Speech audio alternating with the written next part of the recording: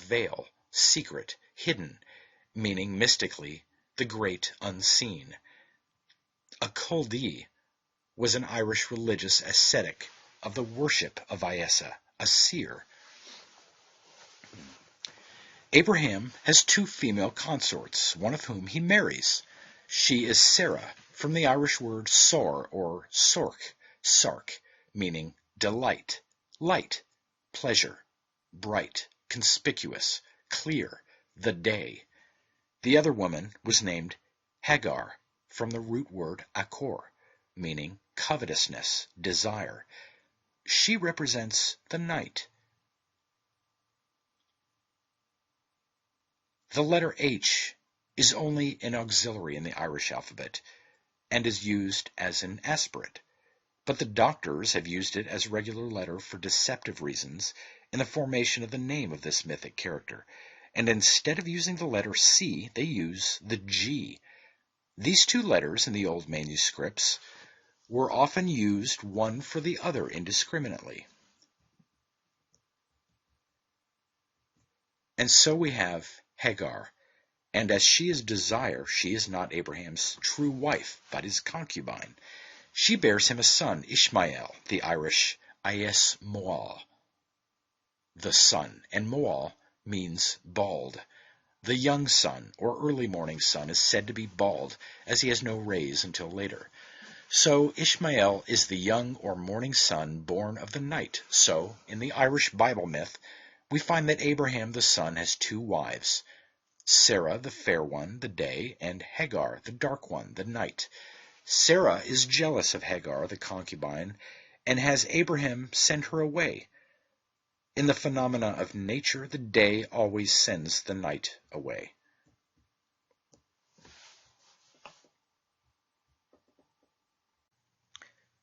Chapter 6. The Irish Pope Kings, formerly the rulers of Britain. A writer in the Encyclopedia Britannica, in the article on Ireland, gives a very adroit presentation of when and how the Scots-Irish were converted to Christianity. He seems to be conscious of the deception that has been perpetrated on the world, and that the history of this event could be presented to us in an improved and more plausible fashion than it has ever been done. This deficiency he has endeavored to make up by cunningly mixing into his narrative in a neat dress a composition of some truth with fable and fiction, and all in such a manner as to make his story to the uninitiated appear like a very fair and truthful account. But now that the truth is out, his story falls flat, although cleverly gotten up and evidently intended to be a very satisfactory summary of Ireland's past. As the Britannica is supposed to have weight, it appears to be a good medium for circulating such misleading information.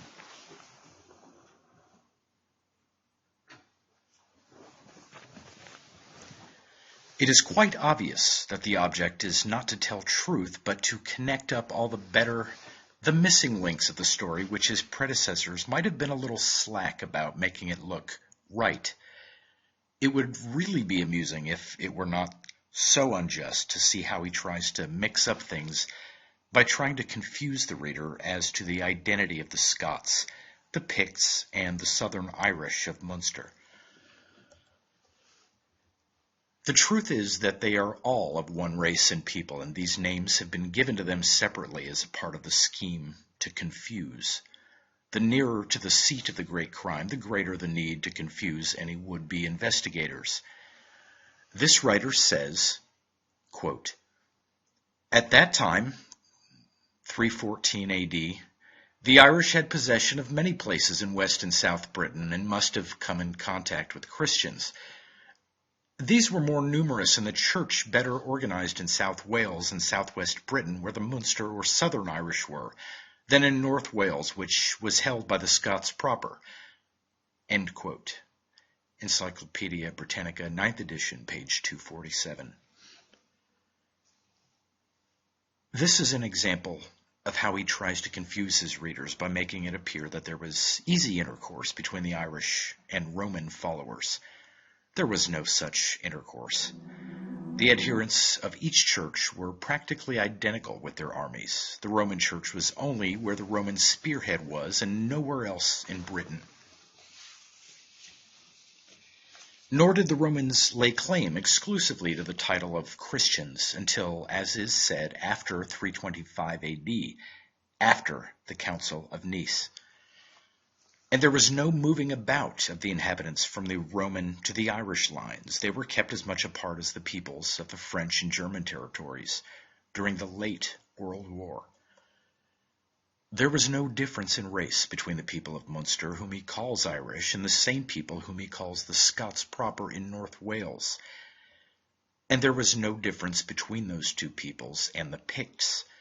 They were all the same people, and Era or Arran, called Scotia by the priests, was the motherland of the race. The name of Scotia or Scotland has been transferred to Alba as part of the deception. As there has been a great crime committed and a monstrous imposture put over on the people of the world, they found it to be extremely necessary to write an account of those people that would be confusing and to change even the local names of places. So those British priests have written up a lot of mythical accounts of tribes and characters with which to do this.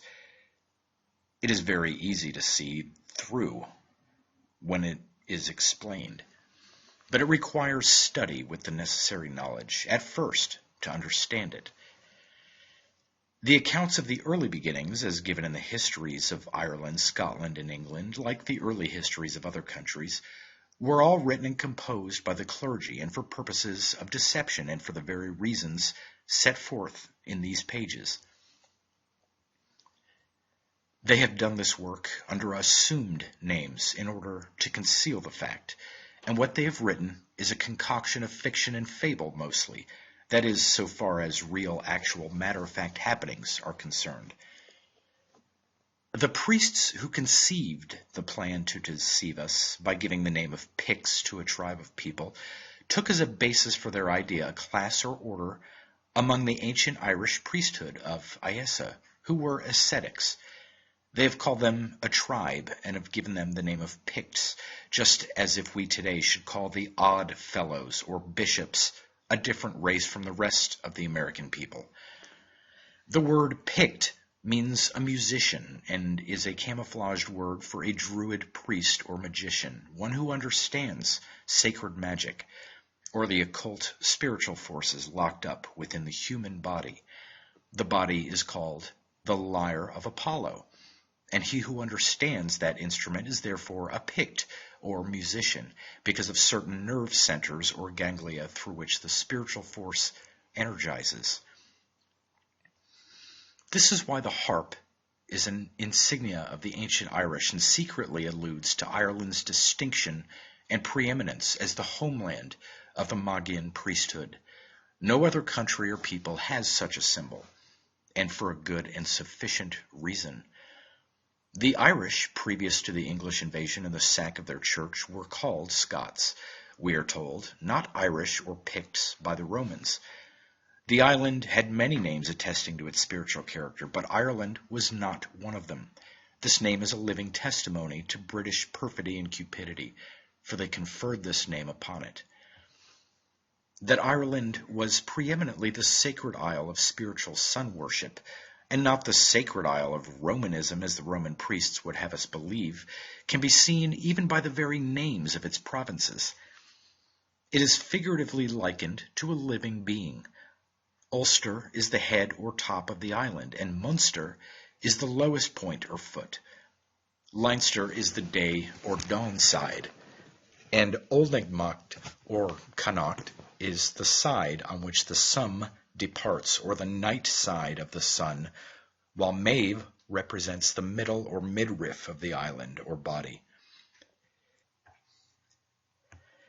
This writer surely does try to make out that because there were Roman Christians in Britain in the beginning of the 4th century, there were Roman Christians in Ireland. He cites the fact that there were British bishops at the Council of Arles in 314 AD. If so, they most likely came from the British territory that had been conquered by the Roman arms and held for the Roman Church, so it is not surprising that they were there, for there were Romanists. None other would have been allowed to live in that territory. They must become Romanists or die. The Irish Church, which was the original Christian church, was in a struggle for its very life with Rome, and it never surrendered or compromised. Hence the war to the finish, and false statements, no matter how cunningly invented, cannot alter this fact. Rome has the stolen goods in her possession, and she has falsified to the world as to where and how she obtained possession of them. They have set up and quote from many false authorities, but to no purpose. The same writer says that the Irish held many places in West and South Britain about this time, and only legends would show an Irish occupation of a much earlier time. Encyclopedia Britannica, 9th edition, page 246. And that they must have met many Christians there. Yes, they did come in contact with the Romanists at the sword's point, but not in the manner in which he would have us believe. I may ask, what were the Irish doing in England at this time in the South and West? They were there at the time just as they had been there from long ages before, and the Celtic race occupied those islands. They were ruled by the Irish Pope Kings who held the sovereignty of all those islands. They were in the south and west of Britain at this time because they were already the occupants of the country and were attacked there by the forces of the invading Roman armies who had won the central parts of the country. This writer surmises and builds up false premises on which to put forth further misrepresentations, and he calls upon the writings of other clerics to bear him out, such as Germanus, Lupus, Palladius, Patrick, and Colgan, also the Book of Armagh, and Probus, etc. Just so much worthless material so far as bona fide authority or truth is concerned. People are not so credulous today. Times have changed since the day when a bishop could stand up and tell the people that he had just received a letter from Christ telling them that they must do certain things and not do other things, as did Eustace, abbot of Flay, quoted in Richard A. Proctor's The Great Pyramid, who told his flock that he had found a letter from Christ that morning on the altar, forbidding them to engage in activities on Sunday. Clerical writers or the bishops think that they can still put one over. It is said that among the Balkan peoples, the Valache native of Wallachia is the sharpest in a trade or barter of any of the peoples there. He is so clever that the others say that he was born 3 days before the devil. But it can safely be said that the quote-unquote bishop was born 3 days before the Valache. To illustrate, Wallachia is a rocky and mountainous country where nature has been parsimonious of her gifts to man. Therefore, it is only by great industry and effort that the people are able to eke out a living from those stony hills. But the priest thrives there. He sees to that. There's a superstition prevailing that it is an ill omen to hear a hen cackle at night. The best way to avoid evil effects from this is to bring the fowl to the nearest monastery as a gift. An Irish proverb runs, "If there is a hen or goose, it's on the priest's table it will be." Webster's dictionary has it that to deacon is to cheat, and observation has justified the application of the term. To bishop surely means to lie, judging from all the fiction that has been given out under that head. The bishop is not chosen for his piety or spiritual qualities, but because of his administrative ability, shrewdness, and business qualifications.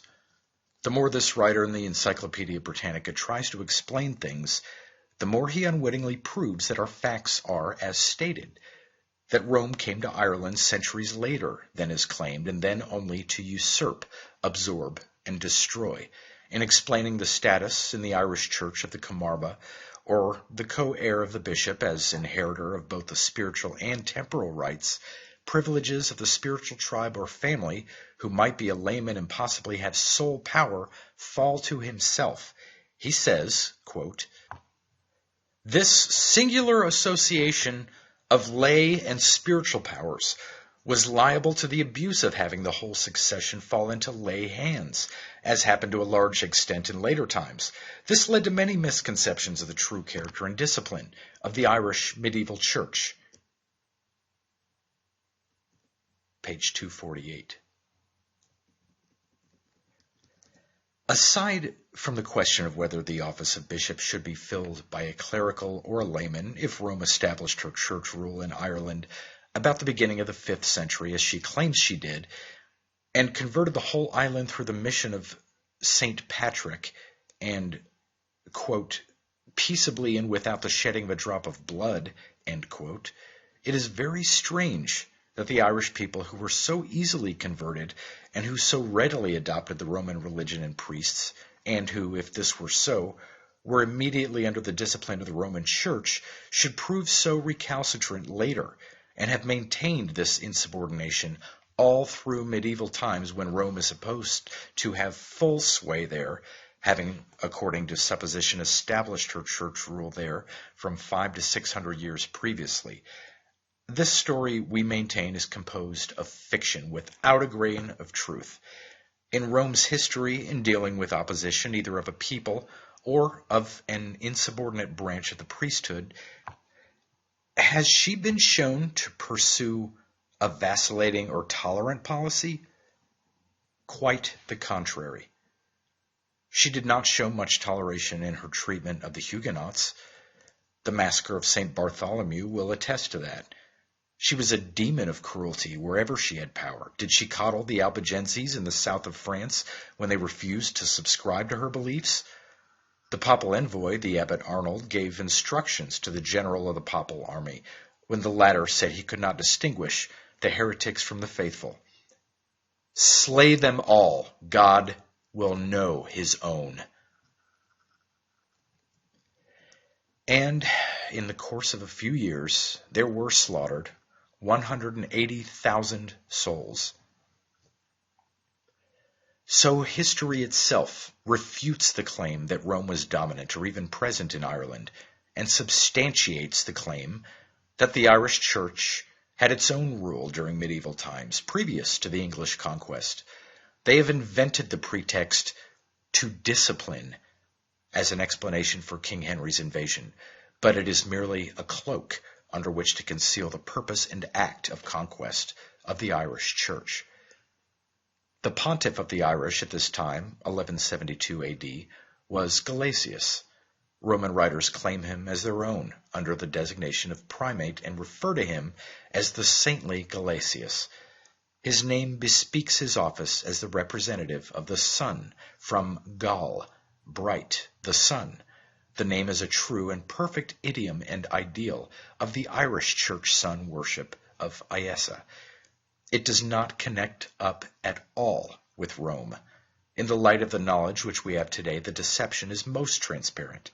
This conquest and its results were the most important events in the history of the Roman Church, and they've been fraught with consequence to mankind. They represent truly the triumph of might over right. The writer in the Encyclopedia Britannica tries to make fact and fiction correspond, but without success. The writers of the Church have had no scruples in the matter of altering facts to accomplish their purpose, and did not hesitate to use deception.